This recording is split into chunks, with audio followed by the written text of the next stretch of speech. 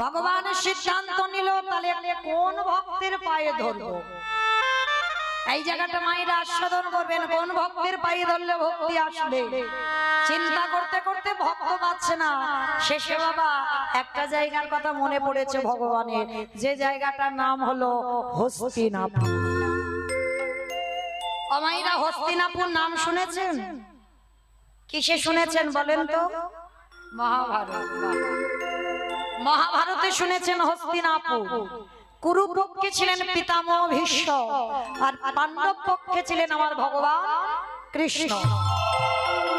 একদিন দুর্যোধন দাদু ভীষ্মকে একটা বড় কথা বলেছিল, দাদু ও দাদু, তুমি আমার বাড়িতে থাকো, আমার বাড়িতে খাও, আমার বাড়ির অন্ন ধ্বংস করছো, আর তুমি বলতে পারছো না কি করলে পাণ্ডবরা নিধন হবে। তোমার তো ইচ্ছা মৃত্যু, তুমি মনে করলে মরবে আর মনে না করলে তোমার মরণ হবে না। তাহলে তুমি মনে করতে পারছো না যে কি করলে পাণ্ডবরা নিধন হবে? যেই না বলেছে বাবা কি করলে পাণ্ডবরা নিধন হবে, তখনই আমার ভীষ্মের মাথাতে লেগে গেল। এত বড় কথা বললো যে আজকের দুর্যোধনের বাড়িতে একটু অন্ন প্রসাদ পাই বলে আমাকে দোষ দিচ্ছে, আমি নাকি ওদের বাড়ির অন্ন ধ্বংস করব। বেশ ঠিক আছে দুর্যোধন, আজ রাতের অন্ধকারে আমি ধ্যানাযোগে বসবো, আর ধ্যানে যখনই বসবো তোমার স্ত্রী ভানুমতিকে একবার আমার কাছে পাঠিয়ে দিও, আর পাঠিয়ে দিলে পাণ্ডবদের মৃত্যুবান আমি ভানুমতির হাতে তুলে দেব। আচ্ছা মাইরা, এই কথাটা শুনলে কার না আনন্দ হয়? পাণ্ডবদের মৃত্যু হবে, কার না আনন্দ হবে? আনন্দে গদগদ হয়ে বাবা দুর্যোধন গেছে তার স্ত্রী ভানুমতির কাছে। ভানু, ও ভানু, এদিকে এসো। জানো একবার দাদু তোমাকে আজ রাত্রি 12টার সময় দাদুর ঘরে যেতে বলেছে, আর যেই না দুর্যোধন ভানুমতিকে বলা, ভানুমতি চমকে, অসম্ভব, একে তোমার দাদু বিয়ে করেনি, চিরকুমার হয়ে আছে, আর রাত 12টার সময় একটা যৌবন বয়সে নাত বউ যাবে? শোনো, তুমি কেমন আমার স্বামী, তোমার যদি যাওয়ার দরকার হয় তুমি তোমার দাদুর কাছে যাও, তোমার দাদুর ঘরে আমি রাত্রিবেলা যেতে পারবো। আচ্ছা মায়েরা ভালো করে শোনে, এই যে ভানুমতি যাবে না এটা দুর্যোধন জানে, ভানুমতি জানে, আর কি কেউ জানে?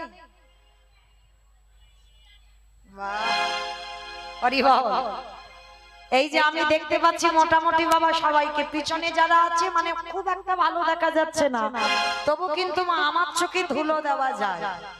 কিন্তু যে ছেলেটা বাঁকা করে, বাঁকা হাতে কালো শশী, খাতা কলমে হিসেব হয়ে যাবে, কে কীর্তন শুনছে, কে কেঁদে গেল, কে হেসে গেল, কে গল্প করে গেল, আর কার শুধু ওই সেবা করে বাড়ি যাব সেই চিন্তা। এটা আমি বুঝতে পারছি না, কিন্তু আমার ওই ছেলেটার চোখে কোনোদিনে ধুলো দেওয়া যাবে না। তো আজকের যেই না বাবা ভানুমতি যাবে না, ওদিকে ভগবানের কানে আওয়াজ চলে গেছে, আর মনে মনে চিন্তা করলো এই তো সুযোগ, এই সুযোগে আমাকে যেতে হবে, একটা কাজ গুছাতে হবে। 12টায় যাবার কথা, ঘড়ির কাঁটা তখন রাত 11টা হয়ে গেছে, আর গভীর রাত্রি বেলা কৃষ্ণ যাচ্ছে সখীর দরজা। মহাভারতে কৃষ্ণ কাকে সখী বলতো? দ্রৌপদী। বাহ, দ্রৌপদীকে সখী বলতো, আর দ্রৌপদী আমার কৃষ্ণকে সখা বলেই ডাকতো। তো যখন রাত 11টার সময় গিয়ে বাবা দ্রৌপদীর দরজায় ধাক্কা দিচ্ছে, সখী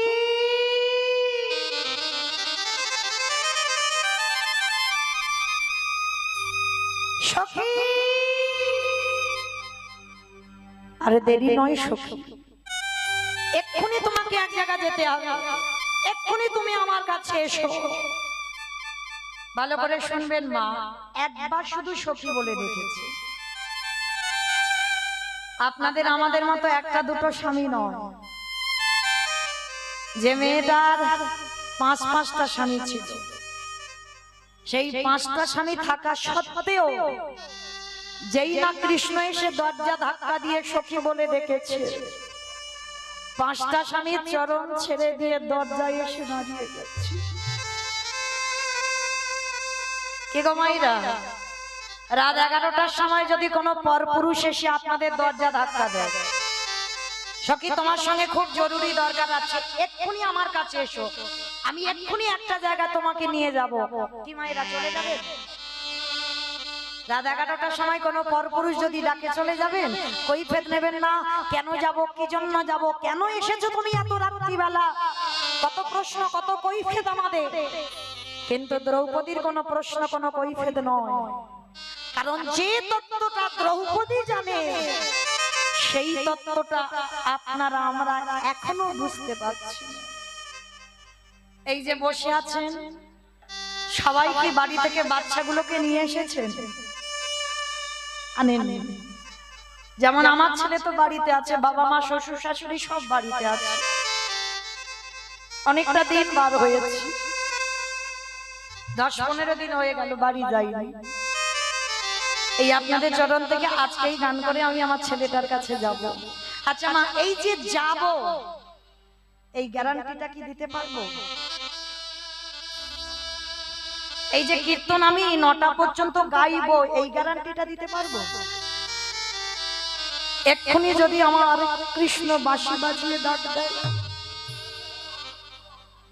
একবার যদি নাম ধরে বলে সখী আর দেরি নয়,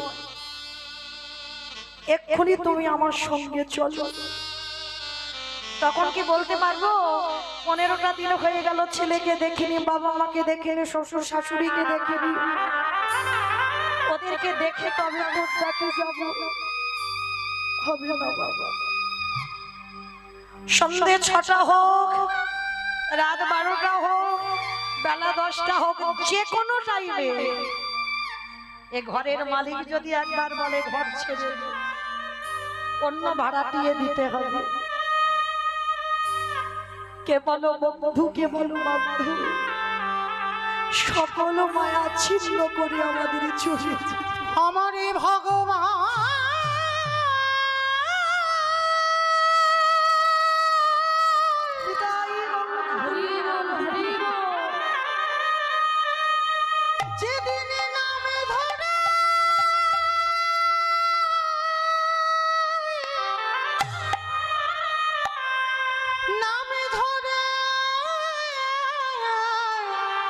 বাঁশি বাজাবে, কেবল বন্ধু, কেবল বান্ধাবে সকল ছেড়ে আমাদের চলে যেতে, আমাদের চলে যেতে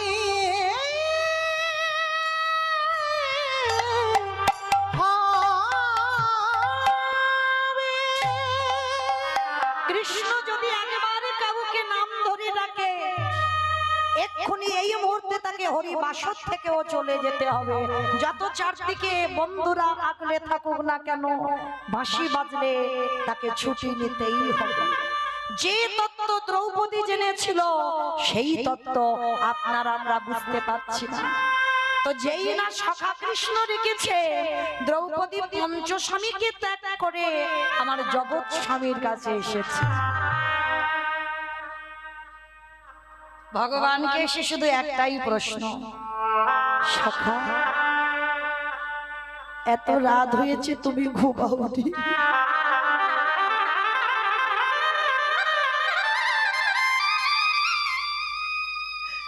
এত রাত্রিবেলা তুমি জেগে আছো কেন? ভগবান সখীর হাতটা ধরেছে, সখী আর দেরি নয়, এক্ষুনি তুমি আমার সঙ্গে চলো। কোথায় পরে বলবো, তবে শোনো, তুমি যাচ্ছ না, যাচ্ছে ভানুমতি।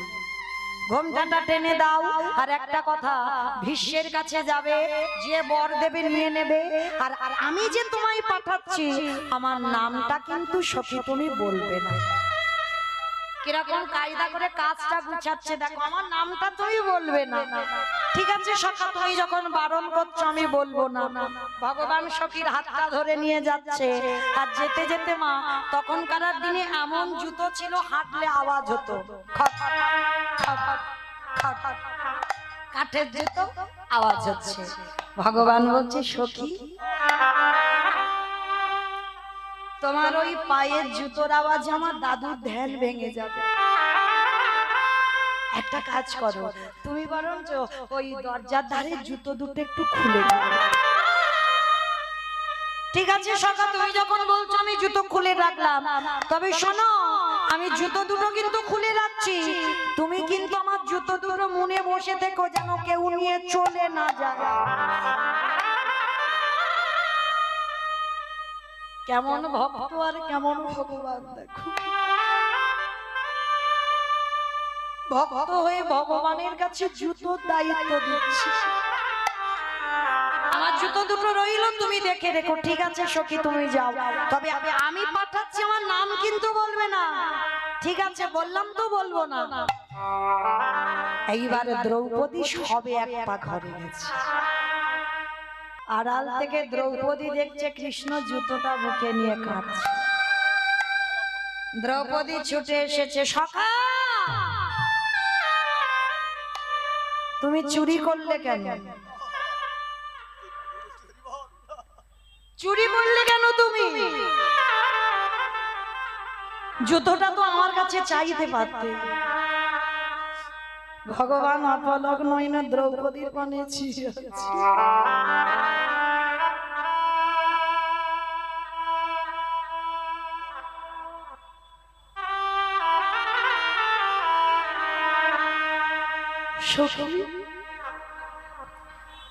আমি যদি তোমাকে বলতাম তোমার জুতো দুটো একটু দাও, তুমি দিয়ে দিতে? সখা তুমি আমায় ভুলে যেতে পারো, কিন্তু আমি তো তোমায় ভুলি।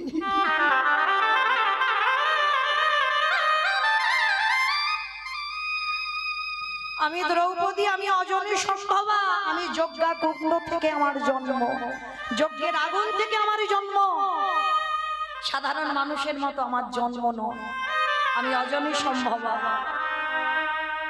হে সখা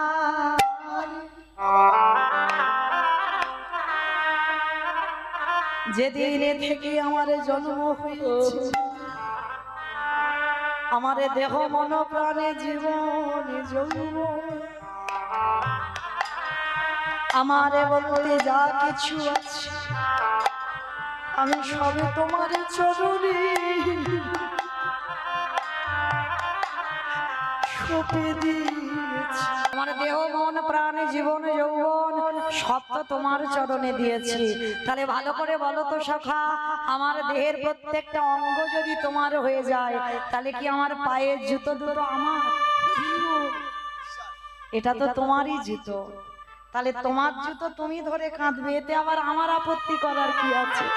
তা তুমি আমার চুরি করবে কেন? তুমি তো বলতে পারতে সখী তোমার জুতো দুটো দাও, মাথায় নিয়ে একটু কাঁদবো, আমি বললেই তো দিয়ে দিতাম। দ্রৌপদী নিজের জুতো দুটো নিজের হাতে করে তুলে কৃষ্ণের মাথার উপরে তুলে দিয়েছে। কাঁদো, যতক্ষণ ইচ্ছা তুমি দাঁড়িয়ে দাঁড়িয়ে কাঁদো, আমার আপত্তি নেই।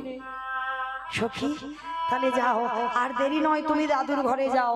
সেদিন আমার ভগবান রাধারানীর কথা মিলিয়ে নিল, প্রকৃত ভক্তের পদধূলা নিলে ভক্তি আসবেই আসবে, এটা বাস্তব মা। যদি তোমার হৃদয়ে প্রেম ভক্তি না থাকে, তুমি একজন ভক্তের চরণ ধুলা একটু নাও, নিলেই বাবা তোমার হৃদয়ে প্রেম ভক্তি আসবে। তো আজকের যেই না ভগবান বুঝতে পেরেছে, আর দ্রৌপদী ভীষ্মের ঘরে প্রবেশ করেছে, ভীষ্ম ধ্যানাযোগে ছিল, ভাবলো ভানুমতি এসেছে, মাথায় হাত দিয়ে বর দিয়ে দিল, তোমার শীতের সিঁদুর হাতের শাখা অক্ষয় হয়ে যা। আর যেই না আশীর্বাদটা দিল, আর এই আশীর্বাদ শুনে আর নকল বলা থাকে, দ্রৌপদী একেবারে এক লাফ দিয়ে, আর যেই লাফিয়ে উঠেছে দ্রৌপদীর গলাটা বেরিয়ে গেছে। সঙ্গে সঙ্গে ভীষ্ম ধ্যানাযোগে ছিল, চমকে একই, এটা তো ভানুমতির গলা নয়। যেই না ধ্যান থেকে উঠেছে দ্রৌপদীর ঘোমটাটা খুলে দিয়েছে, দেখে না বাবা দ্রৌপদী দাঁড়িয়ে আছে। একই, এখানে তো তোমার আসার কথা নয়, এখানে দুর্যোধনের স্ত্রীর আসার কথা। সত্যি করে বলো তোমাকে কে পাঠিয়েছে? আর দেখবেন মা, চোর যখন ধরা পড়ে যায় তাকে দেখলেই বোঝা যায়, কারণ চুরি তো এমনি এমনি হয় না, গোয়েন্দা চাই। আর যার বাড়িতে চুরি হয় বাবা, যে গোয়েন্দাগিরি করে সে কিন্তু জানে কোথায় টাকা আছে আর কোথায় গয়না আছে। সে কিন্তু চুরি করে না, সে বলে দেয় চোরেদের অমুক জায়গায় যাবি, গেলেই দেখবি ওখানে টাকা, অমুক ওই চাবিটা খুলবি ওখানে আছে সোনার বাক্স। কারণ তার বাড়িতে যাতায়াত থাকে। যদি বলো মৌমিতা তুমি জানলে কি করে? আমার বাপের বাড়ি অনেকবার হয়ে গেছে, একেবারে মাঠের মাঝখানে বাড়ি না, অনেকবার চুরি ডাকাতি হয়েছে। ওই জন্য ভালো করে জানি বাবা, এই গোয়েন্দা না হলে চুরি ডাকাতি কোনোদিন হয় না। তাই বা লক্ষ্য করে দেখেন, যেই না ভগবান দরজার আড়ালে দাঁড়িয়ে আছে আর বারবার ইশারা করে বলছে সখী চুপ, আমি পাঠিয়েছি বলবে না। আর দ্রৌপদী তো থতিয়ে যাচ্ছে, আর ভীষ্ম বারবার বলছে বলো দ্রৌপদী, এখানে তোমায় কে পাঠিয়েছে? সে তো একবার করে শুধু দরজার দিকে দেখছে। আরে ওদিকে কি দেখছো তুমি? আমার দিকে তাকিয়ে বলো কে তোমায় পাঠিয়েছে? ও মাইরা, যে ভীষ্মের ইচ্ছামিত্র সে কি জানে না যে এই কাজটা কে করতে পারে? যে কথাটা আমি দুর্যোধন ভানুমতি ছাড়া কেউ জানবার কথা নয়, কিন্তু আমি তো জানি আর একজন জানতে পারে। ভীষ্মের কে যেন বিবেকে বলে উঠলেন, ভীষ্মরে যে চরণ বাবারে লাগে যোগে মনে যুগ যুগ ধরে কাঁদে, একেবারে তুমি দরজায় গিয়ে দেখে এসো, সেই ভুবনে মঙ্গল ভোলানো রূপ নিয়ে দাঁড়িয়ে আছে। ভীষ্ম বুঝতে পেরেছে কেউ দরজায় দাঁড়িয়ে আছে, এক পা দুপা করে যেই না ভীষ্ম দরজায় গেছে। আরে দরজায় গিয়ে দেখি কিনা আড়ালে কৃষ্ণ আমার দাঁড়িয়ে আছে। কিরে এইরকম আড়ালে দাঁড়িয়ে আছিস কেন? আমার দরজা তো খোলাই ছিল, তুই দ্রৌপদীকে যেতে বললি, আরে তুই এমন করে বাইরে দাঁড়িয়ে রইলি কেন? ওরে আয় আয় আমার, ওরে আমার ঘরে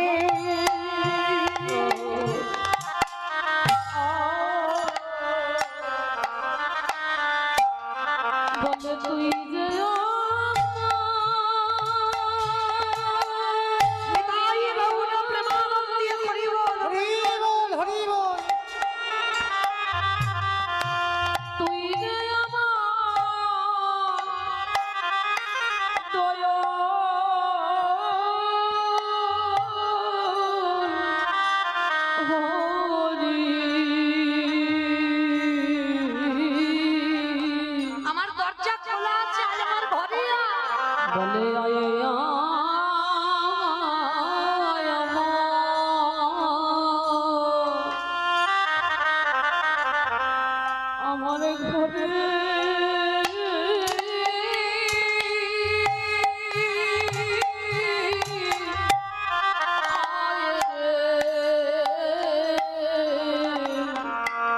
যে যেই না বলেছে কৃষ্ণ আমার দরজা খোলা আছে ঘরে আয়, কৃষ্ণ বলে উঠলেন ভীষ্মদে আমি তো সবারে দরজায় দাঁড়িয়ে আছি। আমায়রা কোন দরজা গো? শালকাঠের যে দরজা বানিয়েছো, যে ইট বালি সিমেন্টে ঘর বানিয়েছো, ওই ঘরের দরজা না। তাহলে কৃষ্ণ কোথায়? এই রক্ত মাংসে দেহে গড়া ঘর, আর এই ঘরে আত্মা রূপী কৃষ্ণ দরজায় দাঁড়িয়ে আছে। ধপ ধপ আওয়াজ হচ্ছে, বাম দিকে হাত দিয়ে দেখে, যেদিনে ধবে ধপ আওয়াজে বন্ধ হবে।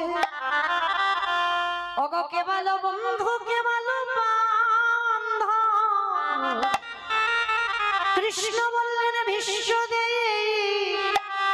আমি সবারই দরজার ধারে দাঁড়ায়ে আছি, যে জন আমার নয়নে জলে ডাকি। আমি ততক্ষণ আজ তার হৃদয়ে ঘরে প্রবেশ করি। ভীষ্মদে এতদিন তুমি ডেকেছো বটে, এখনো তোমার ডাক সঠিক হয় না। যেদিন তোমার ডাক সঠিক হবে সেদিন আর তোমাকে আমাকে এত করে ডাকতে হবে না। আমি নিজ গুণে তোমার কাছে আমি ভজা দেব।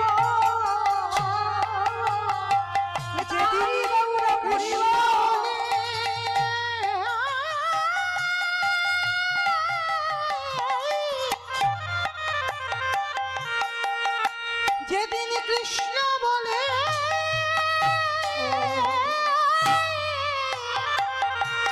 তুমি ডাকিতে পারবে,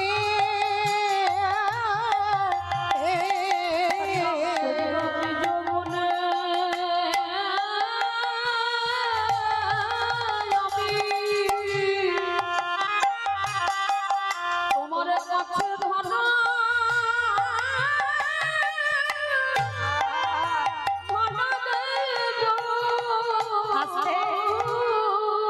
ভগবান বলল ভীষ্মদেব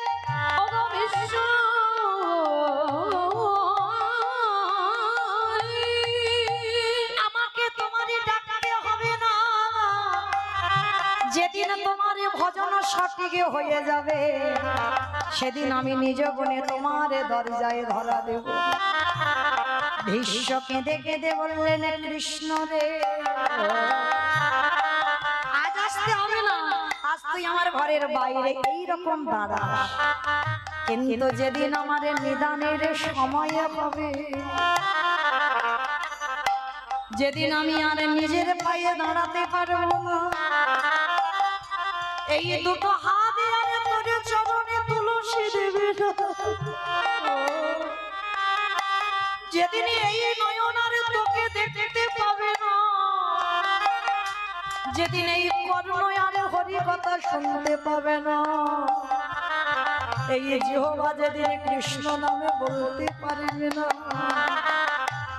এই মানব দেহটা যেদিন শীতল হয়ে যাবে, যেদিন চারিজন বাঁশির দোলায় আমায় নিয়ে যাবে, ওরে কৃষ্ণ আজ যেমন আমার দরজার ধারে দাঁড়ায় আছি, তুই এমনি করে সেদিন দাঁড়ায় থাকবি। ভগবান বললেন ভীষ্মদেব যেদিন তোমার সরসজ্জা হবে সেদিন কেউ আসুক বা না আসুক সেদিন আমি তোমার কাছে দাঁড়াবো। আরে তুমি আমার রূপ দেখতে দেখতে দেহটা ত্যাগ করো।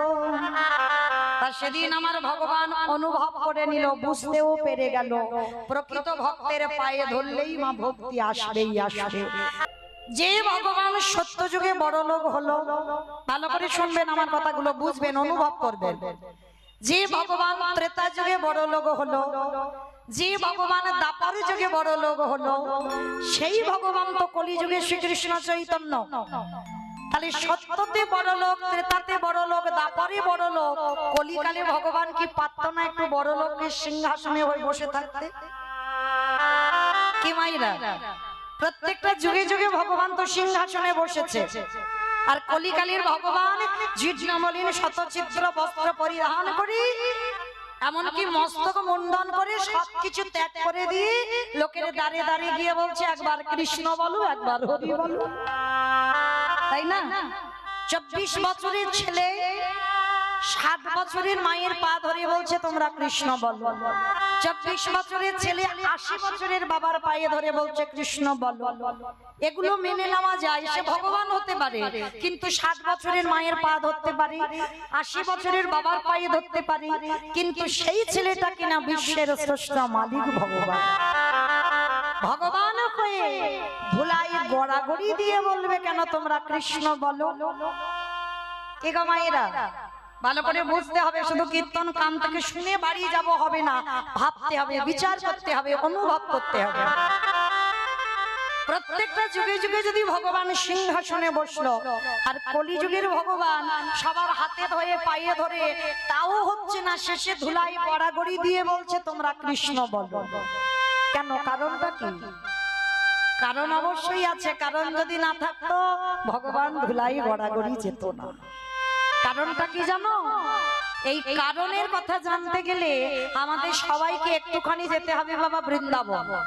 কারণ ঘটনাটা ঘটে গিয়েছিল বৃন্দাবনে, যার জন্য ভগবান ধুলাই গড়াগড়ি খাচ্ছে।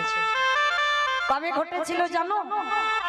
যেদিন আমার বৃন্দাবনে শ্রীমতী রাধারানী সখীগণ নিয়ে বসে আছে, প্রাণ গোবিন্দ আমার গোষ্ঠ গোচরণ শেষ করে ঠিক এই রকমই সময়, মানে এই সময়টা মা মোটে ভালো নয়। বলো তো কেন ভালো নয়? বলে গল্প করার জন্য। দিনের শেষ, সন্ধ্যার শুরু, যখন কলি চায় প্রত্যেকের কাছে আসতে, মানে গন্ডগোল হবে, মারামারি হবে, কাটাকাটি হবে, কথা কাটাকাটি হবে, এই সময়টা বেশি হয়। মানে কলি চায় এই হরিবাসরে যেন প্রবেশ করি, কিন্তু আমার বিশ্বাস আসবে না। কেন? এই সময়টা মা কোনো সিরিয়াল নয়, কোনো আন কথা নয়, কোনো কুকথা নয়, এই সময়টা হলো আমাদের ভজন সাধনের সময়। কি মাইরা? সন্ধ্যাবেলায় ভজন সাধনের সময়। তো সারাদিনে তুমি যাই করো না কেন, কিন্তু সন্ধ্যা হলে যাই হোক না কেন একটু মাথাতে কাপড় দিয়ে তুলসী তলায় প্রদীপটা তোমায় দিতে হবে, কারণ এই সময়টা হলো ভজনের সময়। তাহলে আমরা চিন্তা ভাবনা রাখবো যেন কলি আমাদের ধারে কাছে আসতে না পারে। শুধু ধারে কাছে কেন, যতদূর মাইকে ধ্বনি যাচ্ছে যেন কলি প্রবেশ করতে না পারে। তাহলে মাইরা এই জায়গাটা আস্বাদন করে। সেই গোলক বৃন্দাবনে রাধারানী বসে আছে, প্রাণ গোবিন্দ আমার গরু বাছুর রেখে রাধারানীর কাছে এসেছে। রাধে, ভালো করে শুনবেন মা, অনেক জ্ঞানের চৈতন্যের কথা, আপনাদের বোঝার মতো কথা। রাধে, ও রাধে, কি ব্যাপার বধূ? হঠাৎ এই সময়? তুমি তো কোনোদিন আমার কাছে আসো না, হঠাৎ তুমি এ সময় আমার কাছে এলে। বধূ বলো কি ব্যাপার? রাধে, অনেকদিন ধরে মনের ভিতরে একটা প্রশ্ন শুধু ঘোরাঘুরি করছে, কিন্তু উত্তরটা পাচ্ছি না। তাই রাধে, আজকের আমি তোমার কাছে এলাম, আমি উত্তরটা নেবার জন্য। আচ্ছা বলো বধূ, কি প্রশ্ন তুমি আমায় করবে? আচ্ছা রাধে, এই পৃথিবীতে তো ভক্তের অভাব নাই, লাখ লাখ ভক্ত আছে, কোটি কোটি ভক্ত আছে, হাজার হাজার ভক্ত আছে, সবাই আমাকে ভালোবাসে, কিন্তু এই যে সবাই আমাকে ভালোবাসে, সবার ডাকে কিন্তু আমি যাই না। ভালো করে শুনবেন মা, এক মন থেকে যেন দু মন হয়ে না যায়। গোবিন্দ রাধারানীকে প্রশ্ন করছে, রাধে, জগতের এত ভক্তরা আমায় ডাকে, আমিও ভালোবাসি, ভক্ত আমার প্রাণ, ভক্ত আমার জীবন, ভক্ত আমার সর্বস্ব ধন, কিন্তু হলে কি হবে, তাদের ডাকে আমি একবারের জন্য সাড়া দিই না। কিন্তু রাধে, তুমি আর তোমার 8 জন সখী যদি একবারে কৃষ্ণ বলো, আমি পৃথিবীর যেখানে থাকি না কেন, মণিহারা ফণির মতো, ভুজঙ্গহারা ভুজঙ্গিনীর মতো আমি তোমার চরণে ছুটে আসি। তাহলে বলতে পারো রাধে, জগৎ ডাকে আমি জগতের ডাকে সাড়া দিই না, হাজার হাজার লাখ লাখ কোটি কোটি ভক্ত ডাকে আমি সাড়া দিই না, আর রাধে তুমি আর তোমার 8 জন সখী যদি ডাকো, আমি থাকতে পারি না কেন? তাহলে বলো না রাধে, তুমি আমার কি এমন জিনিস দিয়ে ডাকো আমি পাগলের মতো ছুটে আসি? রাধারানী আমার মুচকি হেসে বলছে, বধূ, ওইটা বোঝার বোধগম তোমার এখন হয়। রাধে, তুমি বলো কি? আমি এতে চংসকলা পুংস কৃষ্ণেস্তু ভগবান স্বয়ং, আমার মধ্যে ঐশ্বর্য, বীর্য, যশ, শ্রী, জ্ঞান, বৈরাগ্য, লীলা, কৃপা, আমি এই সব গুণে পরিপূর্ণ, আর তুমি কিনা বলছো, তুমি কিনা বলছো এই জগতে তোমার মতো নারীর কথা আমি বুঝবো না? বলে না, বলে অসম্ভব। আমি ষড়ৈশ্বর্যপূর্ণ ভগবান, আমি 64 গুণাধিপতি কৃষ্ণ, আমি 16 কলাই পরিপূর্ণ। অনিমা মহিমা প্রাপ্তি প্রকম্মা লঘিমা ইপ্সিতা কামা বসিতা স্থিতি ঐশ্বর্য বীর্য যশ শ্রী জ্ঞান বৈরাগ্য লীলা কৃপা।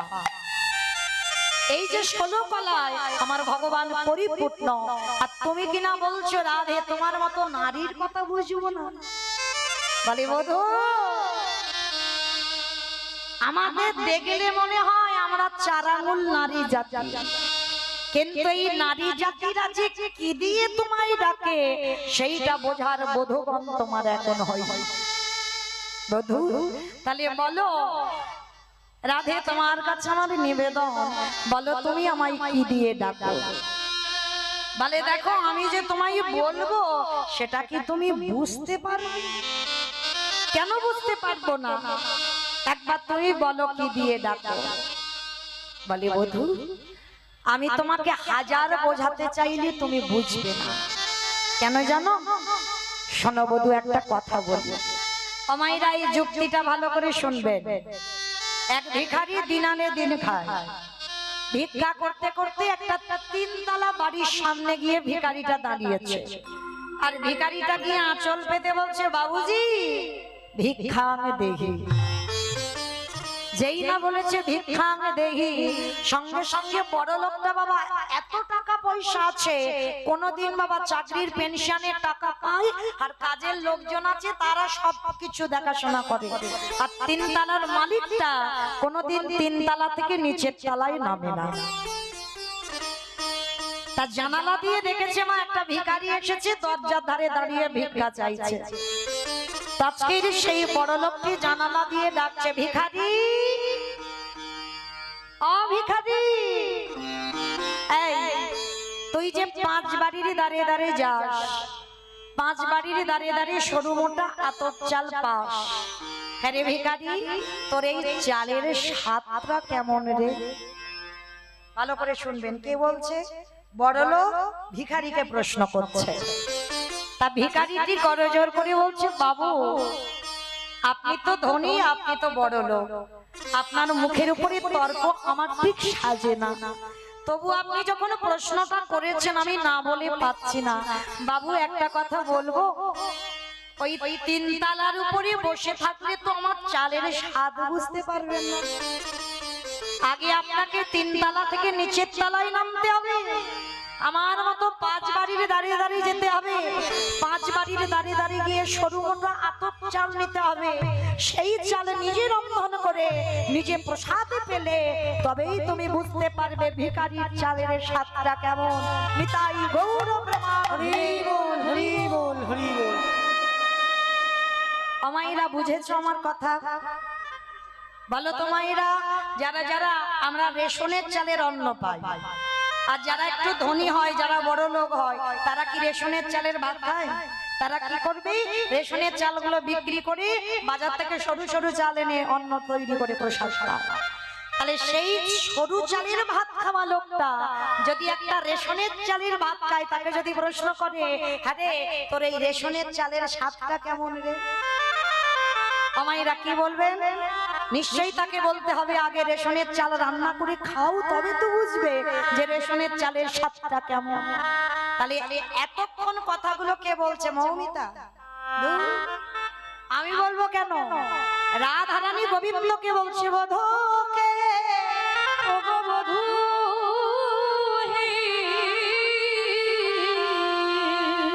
যে ধনীর ছেলে যে একেবারে দেশের রাজা, সে কি কোনদিন পারে প্রজাদের অভাব বুঝতে? তাই তোমারও এখনো ক্ষমতা নাই যে এই রাধারানী তার 8 জন সখী কি দিয়ে ডাকে। তো গোবিন্দ বিশ্বাস করছে না, বলে না রাধে আমার মধ্যে সব গুণ আছে, তুমি একবার বলো কি দিয়ে ডাকো। বলে বধূ তুমি 64 গুণাধিপতি কৃষ্ণ হতে পারো, নারায়ণের আছে বাবা 7টা গুণ, কিন্তু তার থেকে কৃষ্ণের 4টে গুণ বেশি, 64 গুণাধিপতি কৃষ্ণ, কিন্তু তোমার সব গুণ আছে বধূ, তোমার মধ্যে একটা গুণ নাই। বলো রাধে সেটা কি?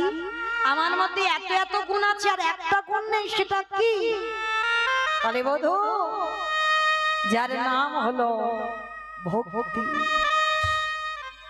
তোমার মধ্যে তো ভক্তি নেই। আমার ভগবান কৃষ্ণের ভক্তি ছিল না মা।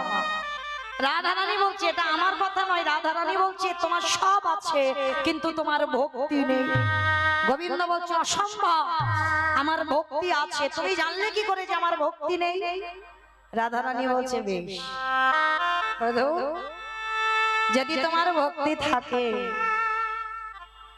কই একটু আমার সামনে দাঁড়িয়ে কেঁদে দেখাও তো দেখি।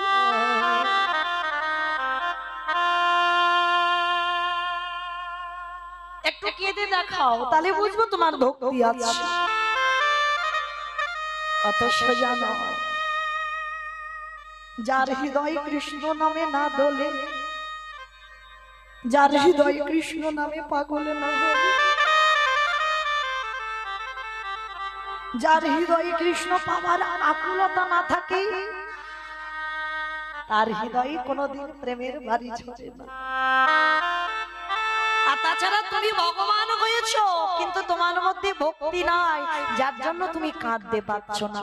তা রাধারানীকে বলছে, রাধে আমি তো কোনোদিন গুরু ধরিনি যে কি করে কাঁদতে হয় শিখবো। বলে বধূ কাঁদতে গেলে গুরু ধরতে হয় না। যদি হৃদয়ে একেবারে প্রেমে ভক্তি অর্জন হয়ে যায়, আপনি থেকে দাদায়ে দাদা তুমি কাঁদতে পারবে, কারণ তোমার হৃদয়ে ভক্তি নাই, যার জন্য কাঁদতে পারছো না। এইবার বিশ্বের স্রষ্টা মালিক ভগবান রাধারানীর চরণ দুটো বুকে ধরল। কি গো মাইরা, যার চরণ আপনারা ধরে কাঁদছেন সেই ধরেছে একটা নারীর চরণ। কারণ রাধারানী হলো তো সাধনার বস্তু, আরাধনার বস্তু।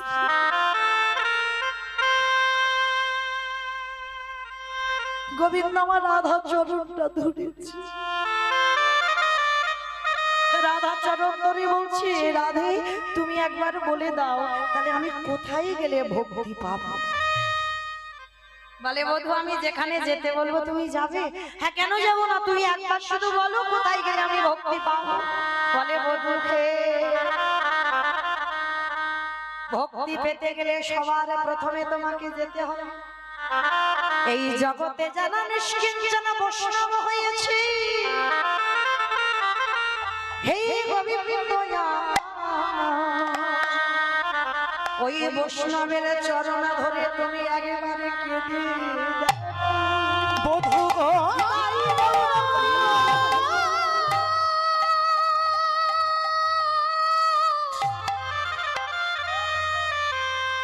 বধূ তুমি যদি ভক্তি পেতে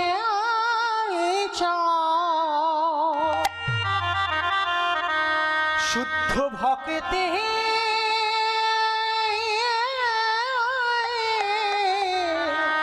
চরণে আশ্রয়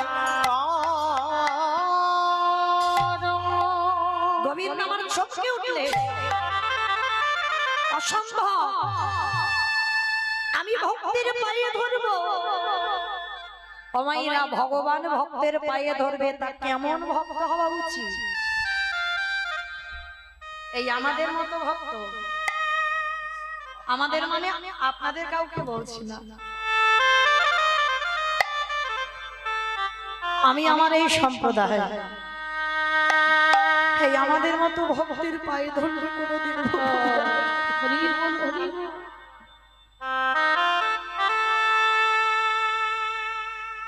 ভক্তি যদি পেতে হয় এই জগতে নিষ্কঞ্চন বৈষ্ণবের চরণ ধুলা।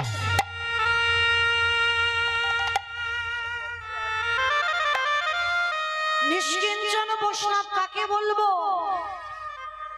ত্রিনাদপি শুনেছিনা তররিব সহিষ্ণুনা অমানিনা মানদেন কীর্তনীয় সদা। রাধে গো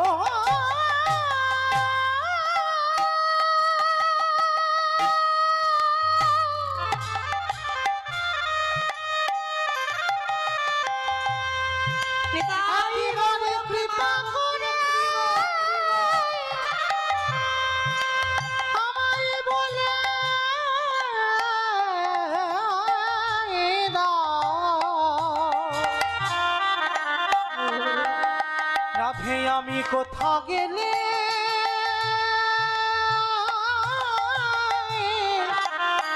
শুদ্ধ ভক্তের দর্শন পাবো। তাহলে প্রকৃত বৈষ্ণবের পদধূলা নিতে হবে। এই জগতে যার হৃদয়ে লোভ লালসা কামনা বাসনা কিছু নেই, যার হৃদয়ে কোনো বিষয় বৈভব নেই, যার নয়ন সদাই কৃষ্ণ নামে বাড়ি আছে,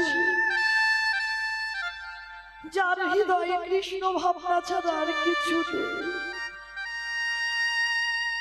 সেই ভক্তের পায়ে ধরলেই মা ভক্তি এসে যাবে। তা গোবিন্দ আমার বলছে, রাধে তুমি একবার বলে দাও, আমি কোথায় গেলে আমি ভক্তি পাবো? বলে বধূ, এই জগৎ সংসারে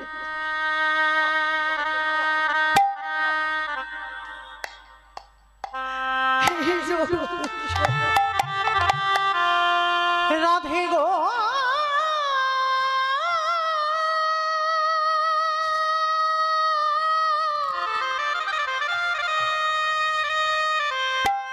ওগো প্রেমময়ী রাধে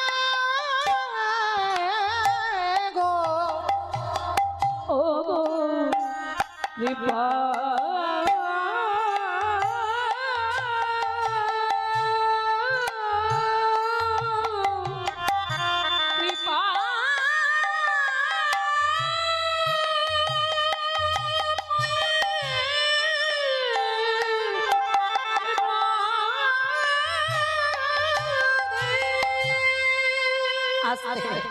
তাই তো ভগবান সারা বৃন্দাবনে ঘুরে বেড়াচ্ছে মা, একটা বৈষ্ণব পাচ্ছে না। যদি বা পেল, ওই যমুনার ঘাটে একটা বৈষ্ণবী পেয়েছে। মায়েরা বৈষ্ণবীটা কে জানো? আমি বলবো না, আপনারা বলবেন। আমি একটু উদাহরণ দিচ্ছি বৈষ্ণবীটা। যে কৃষ্ণ কাঁদেলে কাঁদে, যে কৃষ্ণ হাসিলে সেও হাসে, যারা কৃষ্ণ মায় জাগা, যারা কৃষ্ণ মায় জাগা, তিনি হলেন কৃষ্ণকান্তা শিরোমণি, ভুজঙ্গহারা ভুজঙ্গিনী, ভুজঙ্গহারা ভুজঙ্গিনী, ওগো প্রেম সমুদ্রের মোরালিনী, প্রেমে শয়নের মোরালিনী, সে যে গাম্ভীর্যশালিনী। ওমা বলো তো বৈষ্ণবীটাকে? রাধে গো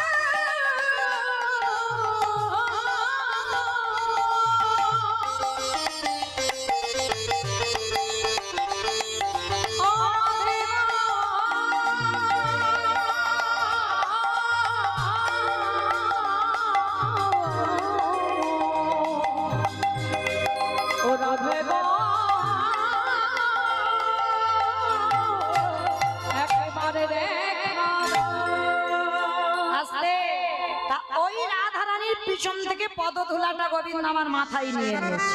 আর যেই মাথায় নিল, ও মায়েরা সঙ্গে সঙ্গে পরিবর্তন। কিরকম পরিবর্তন? কালো ছিল ফর্সা হলো, কালো ছিল ফর্সা হলো, মূর্খ ছিল পণ্ডিত হলো, মূর্খ ছিল পণ্ডিত হলো, চোরে ছিল সাধু হলো, চোরে ছিল সাধু হলো, চুল ছিল নাড়া হলো, আহা চুলি ছিল নাড়া হলো, বাঁকা ছিল সোজা হলো, বাঁকা ছিল সোজা হলো। ভগবানের মাথায় হাত পড়ে গেছে। High high high high high, একটা নারীর চরণ দুলা নিয়ে আমার এতগুলো রূপ পরিবর্তন। এইবারে যখন হাজার বৈষ্ণবের পদ ধুলা পাবো, না জানি আমি ভগবান আমার কত রূপ পরিবর্তন হবে। তাই লোভে বশবর্তী হয়ে ভগবান কি করলো, শ্রী রাধা প্রণয় মহিমা কৃদিশ মনৈব সত্য জনার ভৌত মধুরিমা কৃদিশ বা মদীয় সৎপঞ্চমদন ভাবত তদ ভবাড্ড সমজনী সচী গর্ভ সিন্ধু হরিবন্ধু। সেই গোবিন্দের গো শ্রীমতী রাধা রানীর রানিয়ে রাধা কৃষ্ণ একাত্মা দুই দেহ ধরি অনন্য বিলাসের শাসন করি। এই দুই ভাবে চৈতন্য গোসাই ভাবের শাসনা দিতে দোহে রে কোথায়। তাহলে সেই গোবিন্দের গো আর রাধা রানীর রানিয়ে এলো কোথায়, শ্রীধাম নদিয়ার মাটিতে গোরা নাম। আর এসে কি করছে জানো, কেহ বলে পুরবেতে রাবণ বধিলা, কেহ বলে পুরবেতে আমা উলু কই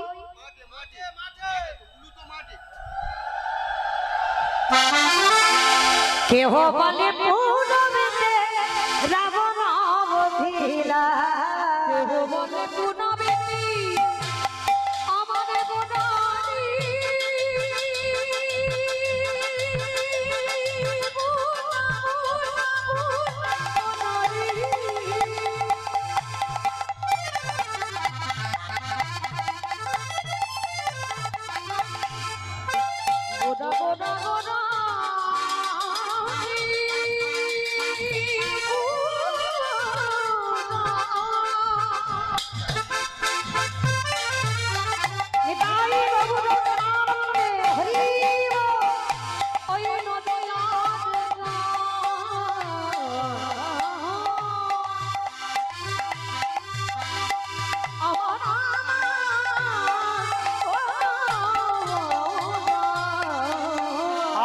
কেহ বলে পুনাবেতে রাবণ বধিলা, আজ গোলকের বৈভবে লীলা প্রকাশ,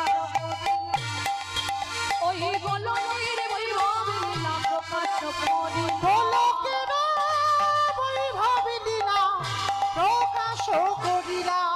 শ্রী রাধারে ভাবে গোটায় শ্রী রাধার ভাবে